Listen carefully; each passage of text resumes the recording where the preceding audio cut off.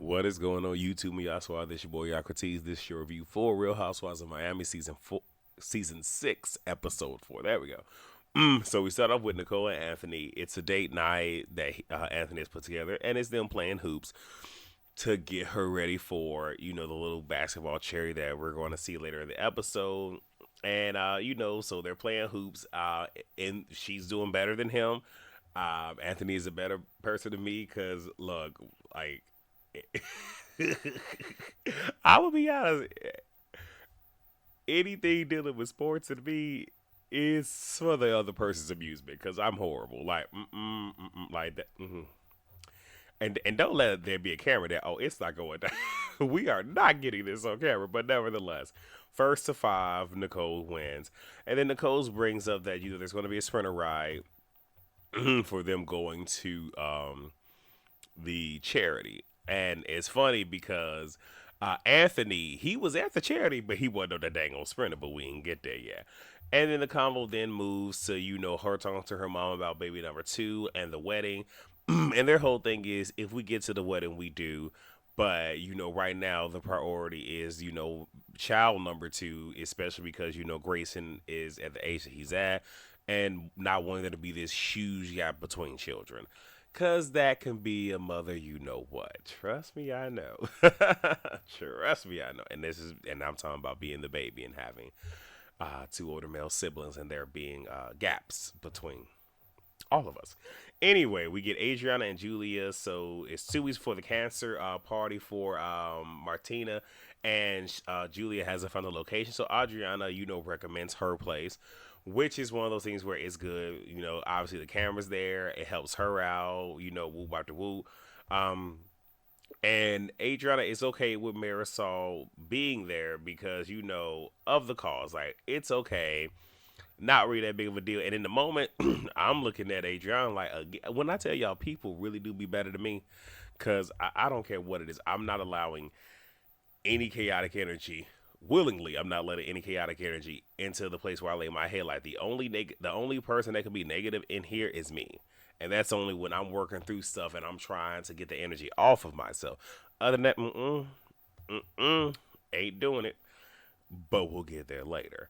And the opera singer by the name of Jonathan joins, and he's helping Juliana with the. I'm sorry, is it Juliana? Julia with the song. It's Adriana and Julia. I just said Juliana. Help me, Lord. But it's helping Julia with the song, and that boy got pipes. That boy got pipes. I was like, well, go ahead, Jonathan. And when I tell you, Julia was shook by Jonathan's vocals. He was like, "You look scared." He was like, "I see it all in your face." He's like, "But you know what? You got to fake it till you make it." And is there work that needs to be done? Yes, but has she gotten better from the last time? Yes. But one thing that people will tell you is opera singing and, I guess we could say conventional or mainstream singing, even gospel singing or church singing, like there's different levels to it and it's different techniques.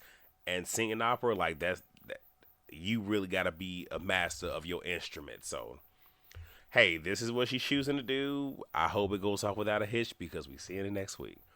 So now we get Alexia, Peter, and Frankie. They're at the doctor. Frankie's doctor. Frankie has gotten better and, moving closer to his independence, which is great. We want to see it. And, he's there doing oxygen therapy. And at this particular moment, it's very experimental. It's not. And that happens with like a lot of different type of therapies or medicines and whatnot, where before everyone catches on, ooh, excuse me, it is experimental. So hopefully everything goes great. And even though, ooh, excuse me, we don't see it for Peter over here. It's clear that he still is processing what happened with Frankie because, like I said, he holds himself responsible and whatnot. And, that's something that still, hits him and, is there with him. And not to say that because obviously I believe this happened, but I do feel that Alexia threw this out there because she wants everybody to feel sympathy because when it all happened, Peter got depressed, wanted to, not be here no more. And I think a lot of that is just, throwing that out there for sympathy. Again, I'm like I said, I don't, I'm gonna leave that alone. It's a bad thing if anybody ever wants to do that. But seeing as to how, he's fighting the homeless and has a whole lot of racial things to say, yeah, not really getting the sympathy vote for me. So now we get Lisa with her kids and Jody, and the kids know and adore Jody, but doesn't know who he is. They don't know that that's the boyfriend because she calls him uncle. And look, especially for those of us who, African American, black, what FBA, whatever you want to call us, that have parents that are of a certain age, yeah, that's your uncle, or yeah, that's Uncle so and so. Oh, and that's your Uncle so and so. Like, you had a whole lot of uncles that you only saw for a short time, and it wasn't a long time. So yeah, yeah. And one thing that we see is Jody is very kind, patient, and attentive with the kids, which is a very beautiful thing. And it's just one of those where I I hope it lasts, because it's just so many things that I see where it's a whole lot of red flags. Like, this isn't going to last long, but I want to be wrong, and I hope that I'm wrong. But like I said, Jody appears to be a decent enough guy, good for her. It's just, I just hope that everything that's going on with her is, I just hope it doesn't, like, literally have him running in the opposite direction, especially now that her kids are involved, even though they only see him as uncle. And Lisa shares with Jody how Logan, her boy child, misses the whole family dynamic, and how that's really, hitting him in the feels. Understandable. So now we get the sprinter. Marcus is on the sprinter, and then eventually Russell is on there too. Um, so the basketball team is team one is gonna be Nicole, Gertie, Lisa, Julia, and Larsa. Team two is gonna be Adriana, Marisol, Alexia, and Kiki. Alexia pulls a B-Day card because it's her birthday and she wants to switch. Gertie brings Russell and they bring cupcakes. And Gertie will wait to tell, the other girls her diagnosis. Now, Marisol, Lisa, and Alexis say they won't say anything, but Kiki feels like she's in an awkward position. I will admit, I really thought Kiki was gonna be the one to say something, but come next episode, that ain't the case. Cause there's always Kiki feeling like she's in some type of awkward situation, and it's really just you just starting mess. But Kiki wasn't the one to say nothing, so I'm gonna let it alone. So they make a bathroom break because Adriana was saying how she's flatulent because she had ate something that had corn in it, and I guess some of the girls need to make a bathroom break in general. So Marisol and Alexia, and I think Kiki, I know Kiki, but I think Alexia too, all in the bathroom. You have Marisol pretty much just saying, yeah, she's flatulent, da da da da, and Adriana being on the other side is like, I hear you guys, and wow, that's real messed up. And that carries back over to them getting on the bus. Now, on one hand, many people could say, okay, Adriana, you doing the most, like, why are you making this a big deal? But I get Adriana's point, like, we supposed to be moving on, things are supposed to be different, and here, like, the first chance you get, in secret, you want to sit here, you want to try to, play me to the left. But at the same exact time, Adriana, even though it's going to come up, you kind of sort of did the same thing, where in Alexia's face, you waving the white flag, you being ha ha he he kiki, but in a van, in a Uber going to her party, which is going to get brought up in a moment, you saying some not so nice things. The only difference is you heard what they said, you didn't, and they didn't hear what you said. Anyway, so so Adriana says she doesn't feel that she and Marisol should be on the same team. Marisol says, don't ruin Alexi's B day with your flatulence. And look, at Capricorn delegation, can we just go ahead and get rid of Marisol? Because Marisol is so far up, Alexia's foot point of contact. Like, I mean, like, I wonder which part of the intestines she's in. Because, like, Lord have mercy. But I guess because without Alexia, Marisol ain't got nobody to bring home the show, so whatever. So Alexia sent Larsa dual tortoise because of her separation anxiety. Ill did not need to know that. um, Alexia brings up what Todd was saying at Larsa's party, and pretty much Adriana cuts out because she's like, okay, well, I want to know, well, who was the person that was talking mess? Because it only is three people, and that will be Nicole, myself, and Julia. And if Todd ain't got a problem with Anthony, then who is it? And she was like, okay, well, it's you. And then Adriana let me see. Recounts her interaction with Todd and says, the whole "you hit it on the nose," is a Todd expression. Why she say that? Because now Lexi is mad talking about some you don't know a Todd expression and da da da da da. And Adriana, has Lisa confirmed like no, Todd did say like something is going on in my marriage. No, no, no. So then Marisol tries to insert herself. Adriana cusses at her. I really didn't feel like writing down exactly what they said. I ain't gonna lie to you. Marisol says, you are the one who tried to sleep with my ex and throw it in my face. Adriana wants Marisol to speak the truth. Alexia then uses this to say, well, she wants Adriana to speak the truth about talking about her as, she was en route to her party. Adriana replies, because you're a hypocrite. All this energy. So then Lisa brings up to, oh, okay, so now they get to the actual venue.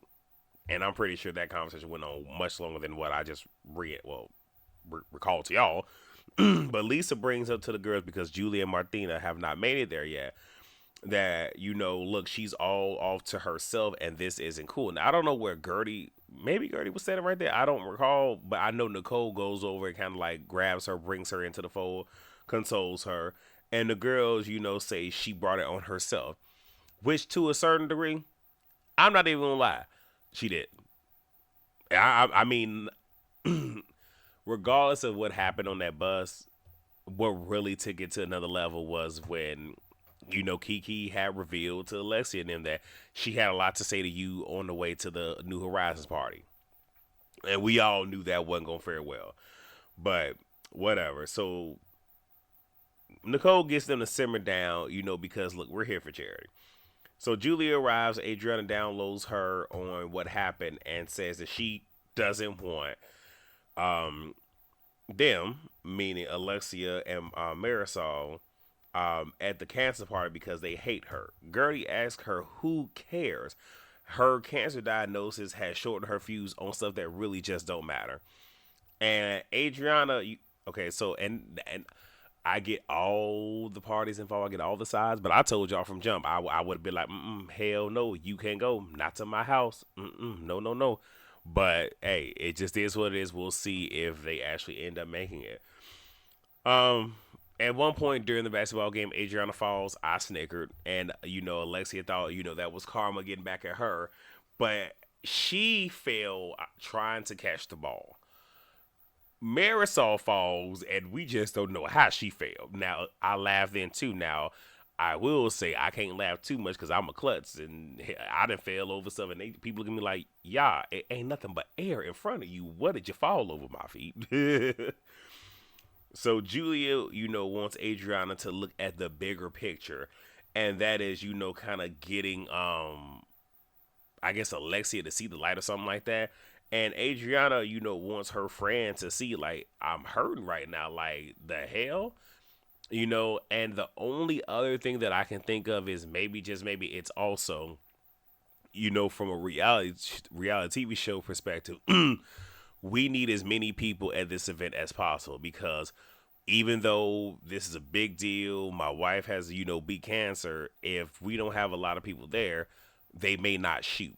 Or like they're going to shoot this event, but they may not show it. And that happens a lot on reality TV where they might do a flashback to an event, but they don't show the fullness thereof of that event. And a lot of these housewives, they get paid per episode. So, Yar. So, the black team, which is Lars's team, won by 2 points. So Todd, Peter, and Frankie surprise Alexia in the locker room. Adriana, for the majority of the celebrate, is in the bathroom because just like she didn't want to be there. And I get it. Now, me being me, I would have just left like, no, no. I'm just saying, like, if I don't rock with you like that, yeah, I'm really not trying to be there. Like, no, I'm not doing all that. But regardless, that happens. And Alexia had made a comment back when they were on the sprinter that Ty got me this big gift. Just wait till you see it. And of course, this was that opportunity for her to like show off, oh, look what he got me, that whole type of thing. But again, my thing is, I would have given you the satisfaction of seeing me leave rather than the satisfaction of you being able to flaunt this gift in my face. But that's just me. That's the review. That's all that I have. I could have, strung this out a little bit more. but I chose not to. So thank you all so much for watching. The Whether You Like It or Not panel will be here at the Citadel tomorrow. And again, if the cable is cabling, you all will get our Real Housewives of Potomac tomorrow. Did I say tomorrow? Lies tonight. You'll get it tonight. So with that being said, please rate, comment, subscribe, and share. And I will see you all for Potomac View tonight and the panel tomorrow. All right, y'all. Peace out.